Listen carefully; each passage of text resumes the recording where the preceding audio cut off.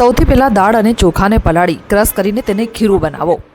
એક ક્રશરમાં લીલા મરચાં, લસણ, સિંગને ક્રશ કરો।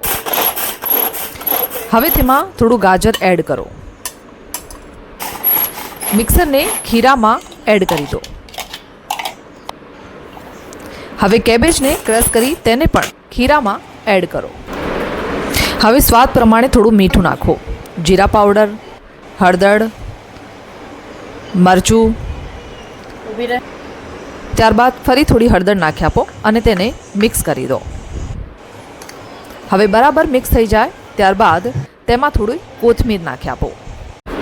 થોડી વારમાં ભરેડિયાનું ખીરું હવે તૈયાર થઈ જશે। હવે એક પેન લો, તેમાં થોડું તેલ નાખો। તેલ નાખ્યા બાદ જે ભરેડિયાનું ખીરું છે તે તેમાં 2 ચમચા નાખો। હવે તેને બરાબર પ્રસરાવો। હવે તેને સિજાવવા માટે ઢાંકી દો। થોડી વાર બાદ ઢાંકણ ખોલો અને કિનારીએ થોડું તેલ નાખી આપો। ત્યારબાદ તેને પલટી દો। હવે તેને થોડી વાર સિજાવવા માટે ફરીવાર તેને ઢાંકી દો। થોડી વારમાં જ તમારા માટે સ્વાદિષ્ટ ભરેડિયું તૈયાર થઈ જશે। હવે એક પ્લેટમાં તેને સર્વ કરી દો।